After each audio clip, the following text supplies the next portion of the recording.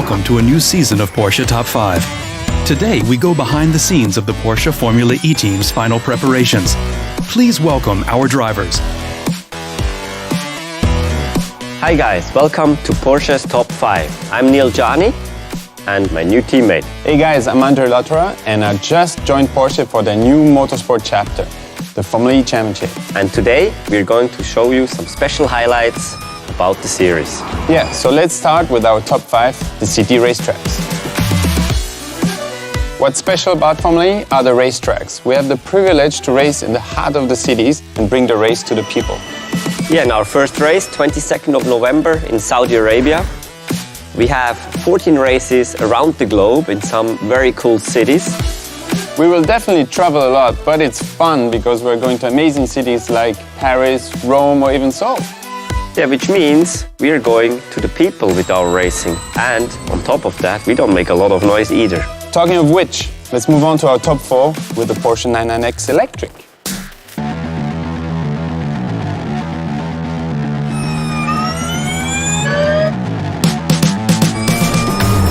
Let's start at the front of the car. You can see the nose ends here, driver sits back there. Knowing that distance is actually super important on a tight street course. This is definitely a piece that gets used or scratched quite a lot. But you know what? Ask Andre about it. I think he can tell you some good stories about that.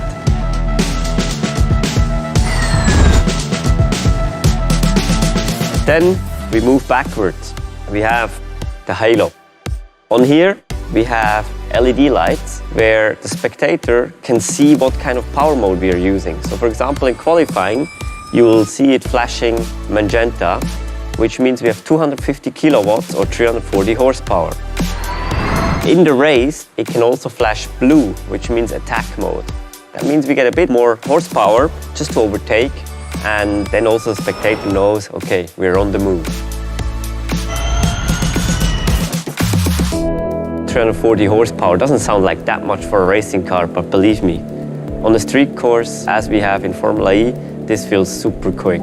And it's super difficult to drive also with the grooved tires, very little grip, so it's a challenge in its own.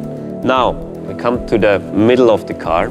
That's actually where the Porsche starts. The special thing in Formula E is that every team has the same car. 80% of the car are the same, and only the powertrain can be developed by each manufacturer or single team. Here we have an 800-volt powertrain, same as the Taycan, which also shows that in every Porsche there's a bit of race car. But that's where we spend most of our time in testing, developing this powertrain, making sure it's reliable, very efficient, because in Formula E it's all about energy management during the races. And actually that is a good point to move over to our next topic, top 3.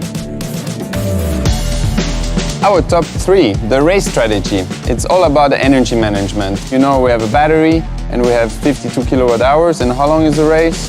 45 minutes plus 1 lap. So that means we have different strategies how we can use our energy during the race. For example, we can use more energy in the beginning of the race to overtake if we had a bad qualifying, use less energy at the end. But there's always an optimum of a strategy. So we have to define that by a lot of simulator hours. Exactly, so we can go on the laptop, and as a rule of thumb, we have to save 20-30% of energy per lap compared to a flat-out lap. So it's a bit like trying to use your phone the whole day, and we all know it doesn't work, so you have to manage this a little bit. This is where we have our engineers, they simulate this, and they give us the optimum sail points and recoup energy points to figure out the best lap time.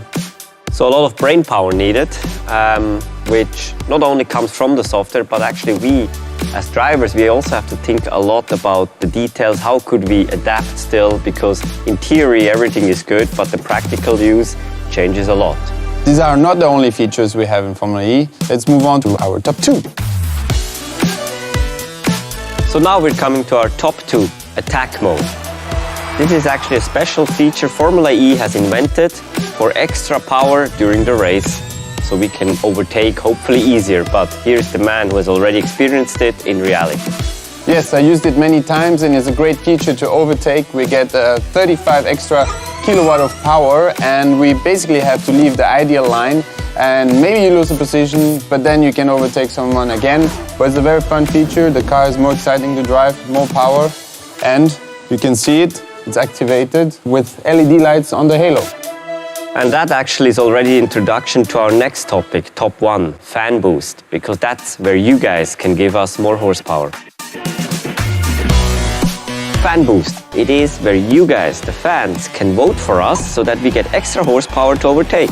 Yes, its activation means that the car will switch to a higher power mode with a button on the steering wheel that we can press, and during 5 seconds we have more power and then hopefully overtake someone and get into the lead to win. And so that you know that we actually activated the fan boost, you will see it on the halo where it will flash magenta.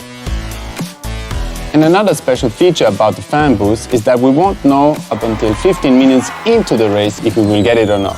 So we hope that our engineer will come on the radio and give us a nice surprise.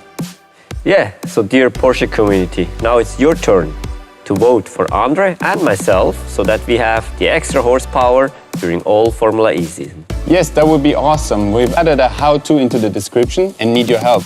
So give us a vote, Porsche fans. And this was our top 5 episode on the Formula E.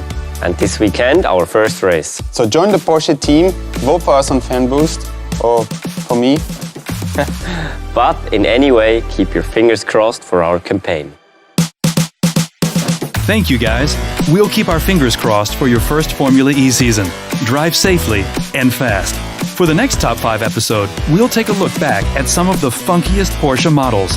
See you next week.